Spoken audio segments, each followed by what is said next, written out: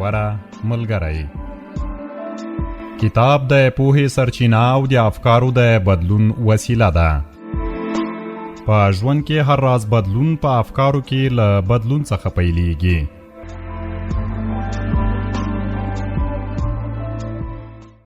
سلامونه د سپوږمۍ رادیو درنو اوریدونکو، په دې هیله چې روغ جوړ خوشاله بیاست. د غوره ملګري خپرونه شروع سوه. په دې خپرونه کې درته د جذب ځواک کتاب 8مه برخه وړاندې کوم. په دې هیله چې خپرونه تر پای شي به راسره واورئ.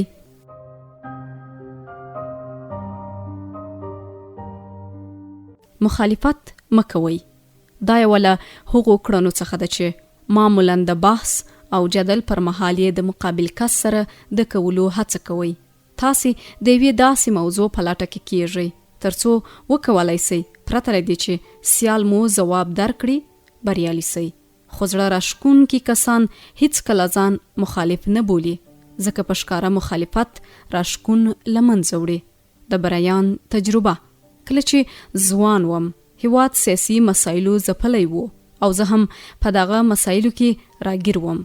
ما به ساعتونه د ورځنیو احتمالي پیښو د پیښېدو په مطالعه او څېړنه تېرول. څو مقالې مې ولیکلې چې مهمو او نامتو ورځپاڼو راته خپرې کړې. د راډیو په جنجالي خپرونو کې به مې ګډون کاوه. هر چا به چې د ورځنیو مسایلو په اړه خبرې کول غوښتل، بحث به مې ورسره کاوه او په پای کې به مې ماتې ورکوله. زه یو داسې زورور وم چې پر ټولو ملګرو او سیالانو به مې په خپل کلام سره په ځیرکتیا حمله کوله. یوه شپه په یوه ټولنیزه غونډه کې له ډیرو نامتو او مهمو کسانو سره راټول وو. کله چې دننه سو، دوی خلک په ډلو ډلو ویشلي ترڅو تاوده بحثونه وکړي. په دې پوه وم چې په سیاسي خبرو اترو کې برلاسی او بریالی کېدای سم. د سوداګرو یوې ډلې ته چې پیژندل مې نږدې سوم او د ورځې د خبرونو په اړه مې خبرې پیل کړې. څنګه مې چې په خبرو پیل وکړ، 4 واړو راته وکتل او وروسته په چټکۍ سره 4 خواو ته تیت سول او زه یې یوازې پرېښودم. دا یو داسې درس و چې هیڅکله مې نه دی هیر کړی او بیا مې هیڅکله په خبرو اترو د برلاسي کېدو لپاره له خپلې کلامي وړتیا څخه ګټه نه ده اخیستې. غواړئ خوښ واوسئ او که رښتینی دې ته له پام پرته چې څومره احساس کوئ یا ډاډه یئ چې د نورو کسانو اندونه کېدای سي خندونکي وي، حتی له کوچنۍ مشاجرې هم ډاډه وکړئ. په خبرو اترو کې مشاجره راښکون له منځه وړي. دا په دې معنی نه ده چې نسئ کولی په خپلو اندونو ولاړ پاتې سئ، خو اجازه مه ورکوئ چې د فکر بریالي کېدل ستاسې رښتینې موخه، یعنی مینه ناکوالی، صمیمي اوسېدل، خوشحالي او په یوه کلمه کې جذابوالی تر پښو لاندې راولي. د نورو د راجلبولو لارې چارې: لومړی په خبرو اترو کې خپل نیت ځانګړی کړئ. ستاسې نیت جذاب اوسېدل دی، نه په نورو برلاسي کېدل یا نور د خپلې ځیرکتیا تر اغېزې لاندې راوستل. دوهم، په هره بیه چې وي له بحث او مشاجرې څخه ډډه وکړئ. مشاجره یو چټک راښکون ماتونکی دی. حتی کوچنی مخالفت مو هم په نورو د راښکون اغېزه کموي. دریم، کولای سئ په خندنۍ څېره په خپلو نظرونو ثابت ودرېږئ، خو هیڅکله توپ مه وژنئ. خپل لیدلوری په نرمۍ او ملایمه توګه وړاندې کړئ او اجازه ورکړئ چې مخکې ولاړ سئ. په پای کې یوازې هغه وخت په خبرو اترو برلاسي یا مسلط سئ چې مقابل کس ستاسې خبرو اورېدو ته یو ډول لیوالتیا وښیي. کله چې څوک ستاسې په اړه ډېرې پوښتنې کوي، په دې معنا ده چې احتمالاً له تاسو سره یې علاقه ډېره سوې ده. د هغوی په چوپړ کې سئ، خو خپلې خبرې ډېرې مه اوږدوئ، داسې نه چې ستړي کوونکې سئ. کله چې په بحث کې خبره د جذبولو او بریالي کېدو رامنځته کېږي، که بریالي سوئ، لوبه د بایللو ده.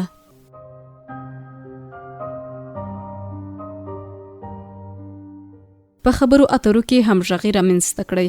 هغه څه چې زموږ شاته دي او هغه څه چې مخکې مو دي، د هغه څه په پرتله چې په موږ کې دي هیڅ دي. له نورو سره د اړیکې په جوړولو، په ځانګړې توګه په یوه زړه راښکونکي اړیکه کې د وخت پیژندل ډیر مهم دي. دا ستاسو دنده ده چې وخت یې وټاکئ.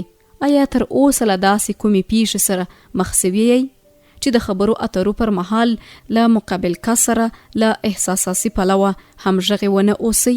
تاسې آرام او صمیمي وئ، خو دوی نا آرامه او خواشیني وي. تاسې احساس کوئ چې ژوند مو په خوښه روان دی، خو دوی خپه او زړه یې مړ وي. تاسې دواړه په بیلو پړاوونو کې یاست او د اړیکې د جوړولو په خاطر مو هر ډول هڅه له ماتې سره مخ کیږي. شئ هڅه وکړئ، دوی خوشاله کړئ، خو داسې ښکاري چې په درد نه خوري.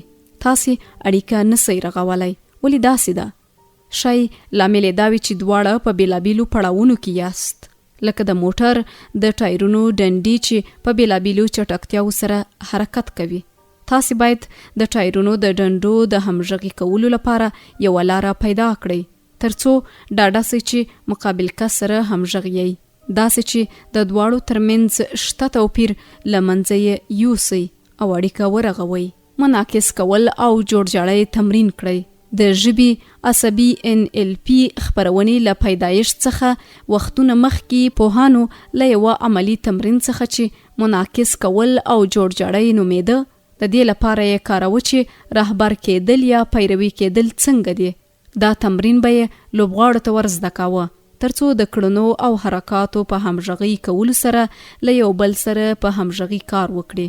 د ژبني عصبي NLP خپرونې له پیدایښت څخه وختونه مخکې پوهانو له یوه عملی تمرین څخه چې منعکس کول او جوړجاړی نومیده، د دې لپاره کاروه چې رهبر کېدل یا پیرو کېدل څنګه دي. دا تمرین به یې لوبغاړو ته ور زده کاوه، ترڅو د کړنو او حرکاتو په همغږي کولو سره له یو بل سره په همغږي کار وکړي. د بیلګې په توګه یو کس به سندره جوړوله او هغه به یې زمزمه کوله، او بل کس به هڅه کوله چې هماغه سندره په هماغه وخت کې زمزمه کړي. دواړو به د یو او بل په مرسته د یو او بل ورته انځور جوړاوه. موږ له بیلابیلو کسانو سره د تطابق لپاره له پټو وړتیاوو څخه برخمن یو، خو په ډیرو دلیلونو سره دغه کار نه ترسره کوو. کولی سئ وانګیرئ که مو یوازې له هغه افرادو سره اړیکه جوړولی سوای چې ټیک ستاسو په څیر دي، نړۍ به مو څومره محدوده وه. همدا لامل دی چې ګڼ کسان انعطاف نه منونکي او ځان غوښتونکي دي. که نړۍ په هغه ډول چې زه یې وینم ونه وینئ، نو په تیروتنه کې یئ او نالایقه انسان یئ. زړه راښکونکي خلک انعطاف منونکي دي او له ځان غوښتنې ډډه کوي. دوی خوند اخلي چې د نورو له سترګو هم نړۍ ته وګوري. دا د راښکون له بنسټیزو او اصلي رازونو څخه دی. دا وړتیا باید ولرئ چې نړۍ د مقابل کس له سترګو څخه ووینئ. د نورو د راجلبولو لارې چارې. بل ځل چې له چا سره په خبرو اترو کې ګډون کوئ، دا تمرین هرومرو ترسره کړئ. لومړی په دقت اورېدنې او کتلو سره د مقابل کس چلند په ځیرکتیا سره منعکس کړئ او ځان له هغه سره جوړ کړئ. که چیرې دوی تیزې خبرې کوي، ځان ورسره برابر کړئ. که چیرې آرامي خبرې کوي، تاسې هم هماغسې خبرې وکړئ. که چیرې د خبرو کولو پر مهال خپل سر او لاسونه ډیر خوځوئ، تاسې هم باید دا کار وکړئ. او که د سر او لاسونو حرکتونه یې کنټرولوئ، تاسې هم باید همداسې چلند وکړئ. وروسته هر څه چې د مقابل کس له انده د ورځې موضوع ده، هڅه وکړئ چې د هغه له لیدلوري ورته وګورئ. سر مو وخوځوئ، مسکا وکړئ، همغږي سئ او د تاییدي له غوږونو او الفاظو څخه ګټه واخلئ. اصل دا دی چې هغوی په خپل ذهن کې ووایي، زه له دې کس سره ډیر راحت یم، موږ ډیرې ګډې ځانګړنې لرو، موږ ډیر سره ورته یو، موږ ټول هغه کسان خوښوو او له هغه چا سره د راحتۍ احساس کوو چې له موږ سره همغږي او جوړجاړی وکړي. زموږ له نظره هغوی زړه راښکونکي دي.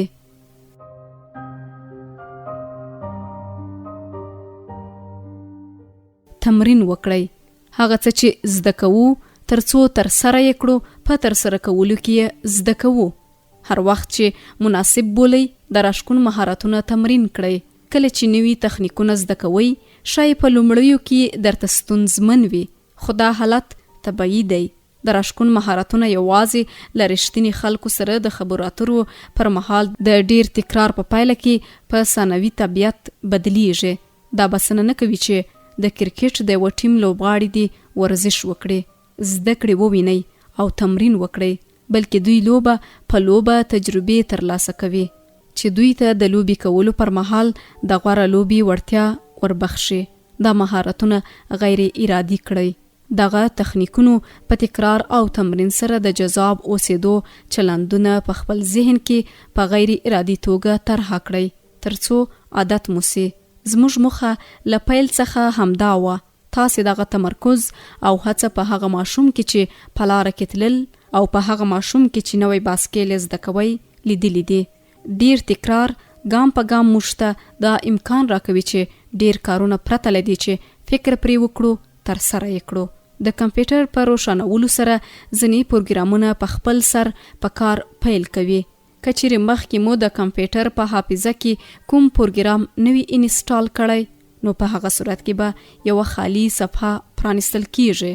که موږ هم یو مهارت تمرین نکړو، ذهن ته یې ونسپارو، نو مهارت به په غیر ارادي توګه راڅرګند نسی. د نورو د راجلبولو لارې چارې. هر مهارت مو چې تر اوسه زده کړی په هر ځای کې یې تمرین کړئ. هر ځل په یو مهارت تمرکز وکړئ. د جذب مهارتونه د کورنۍ له غړیو، ملګرو، خپلوانو او نورو نویو انډیوالانو سره چې د ورځې په اوږدو کې ورسره کار کوئ تمرین کړئ. تمرین تاسې ته تجربه او پر ځان باور دربخشي چې په هر ډول انساني تعامل کې د جذاب اوسېدو لپاره ورته اړتیا لرئ. له هر چا سره چې خبرې کوئ د نړۍ د مهمو او نامتو کسانو په څیر چلند ورسره وکړئ. کله چې په دې بڼه له نورو سره رویه کوئ، دوی به د ځان په اړه یو غوره او حیرانونکی احساس پیدا کړي. دوی به تاسې په ټوله معنا جذاب وبولي.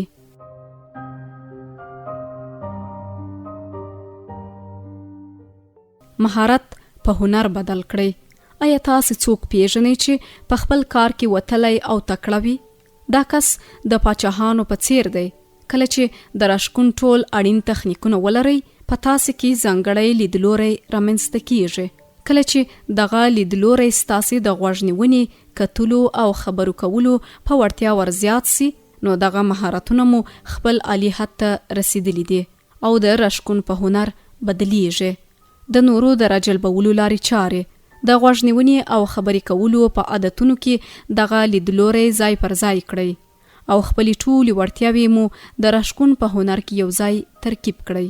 دلته داسې کړنو ته اشاره کوو چې تاسې او نورو ته به مهمې او خوندورې وي. هوډ وکړئ.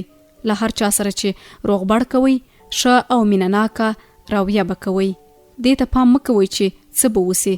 تصمیم ونیسئ چې مینه او خواخوږي به کوئ. هوډ وکړئ چې خپل ذهن به پراخ نیسئ. یوازې به د ځان په اړه فکر نه کوئ.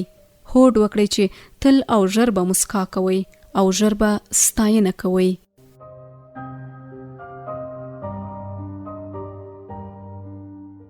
ډیره مننه خوږو اوریدونکو چې د غوره ملګري خپرونې اوریدونکي واست.